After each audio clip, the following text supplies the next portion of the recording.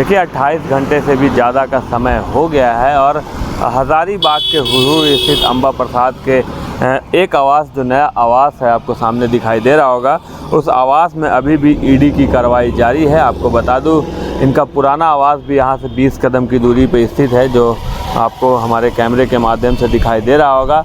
उस आवास में ईडी की जो कार्रवाई है, जो सर्च है, जो रेड चल रहा था, वो लगभग समाप्त हो गया है। हालांकि बीच बीच में जो सुरक्षा गार्ड हैं वहाँ आना जाना कर रहे हैं, लेकिन अब उस आवास में आम लोग भी आना जाना कर रहे हैं, जिससे यह अनुमान लगाया जा सकता है कि उस आवास में जो ईडी की कार्रवाई चल रही थी वो अब समाप्त हो गई है। हालांकि इस आवास में अभी भी ईडी की रेड चल रही है और बीच बीच में आपको बता दूं, पूर्व विधायक बड़कागांव निर्मला देवी को सुरक्षा गार्ड यहां लेकर आते हैं। इससे अनुमान यह लगाया जा रहा है कि अंदर कुछ ऐसी जानकारियां हैं, कुछ ऐसे सामान हैं जिसमें कुछ जानकारियां होंगी, उसे निकालने की कोशिश की जा रही होगी। एकदम हमारे पीछे जो ये गली दिख रही है, इस गली में भी एक उनके सहयोगी हैं, रुद्र राणा उनका नाम है, उनके घर पे भी ईडी की रेड चल रही थी। अब वो रेड भी अब समाप्त हो गई है और हज़ारीबाग में लगभग 8 से 9 ठिकानों पे जो रेड था, जो अंबा प्रसाद के करीबी बताए जा रहे थे, उनके रिश्तेदार बताए जा रहे थे, जिसमें उनके चाचा थे, उनके मामा थे, उनके आवास पर भी ईडी की रेड अब समाप्त हो गई है। ईडी उनके आवास से रात्रि में ही निकल गई है और उनके लगभग अधिकारी अब इसी आवास में जांच कर रहे हैं। इस आवास में अंदर सुरक्षा गार्ड भी हैं, महिला सुरक्षा गार्ड भी है, सीआरपीएफ के महिला जवान भी अंदर मौजूद हैं और जांच कर रहे हैं। हालांकि अभी भी आधिकारिक तौर पर यह कह पाना संभव नहीं है कि उन्हें क्या कुछ हाथ लगाया है, क्योंकि पूर्व विधायक बड़कागांव, पूर्व मंत्री जो हैं योगेंद्र साहब, वो यहाँ मौजूद नहीं हैं, वो दिल्ली में मौजूद हैं और अंबा प्रसाद रांची में मौजूद हैं।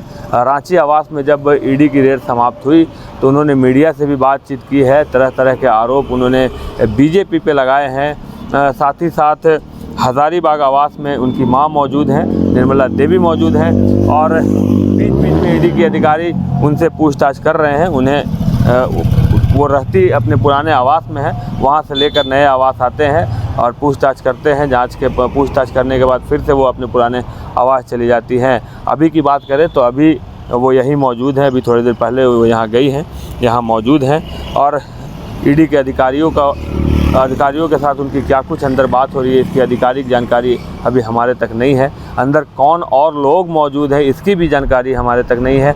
लेकिन जो जानकारी हमें मिल रही है, न्यूज़ बाइस्कोप सबसे पहले अपने दर्शकों तक रख रहा है। देखना यह होगा कि इतनी बड़ी रेड, आपको बता दूं, किसी राजनीतिक पार्टी से जुड़े लोगों के यहाँ, मतलब एक नेता के यहाँ इतनी बड़ी रेड हज़ारीबाग में पहली बार देखी गई है और इस रेड के अपने कई मायने निकल कर सामने आ रहे हैं। जैसे कि कल अंबा प्रसाद ने रांची में जो मीडिया को बयान दिया है कि उन पर लोकसभा चुनाव लड़ने का प्रेशर था, आरएसएस के लोग उनके घर बैठे रहते थे, हज़ारीबाग से लड़ने की बात कहते थे, चतरा से लड़ने की बात करते थे और जब उन्होंने इसे ठुकराया है तो इस तरह की कार्रवाई की जा रही है, ऐसा उन्होंने मीडिया से बात करते हुए कहा है। तो इसके अपने राजनीतिक मायने भी निकाले जा रहे हैं। जो इनके समर्थक हैं, इसे राजनीति से प्रेरित होकर किया गया कार्रवाई कर रहे हैं। लेकिन इस रेड में क्या कुछ निकल कर सामने आता है, रेड समाप्ति के बाद क्या कुछ जानकारी ईडी के द्वारा दी जाती है, क्या कुछ इसमें कार्रवाई की जाती है, ये सबसे अहम और दिलचस्प बात है। देखने वाली बात यही है कि क्या कुछ इस रेड में निकल कर सामने आएगा।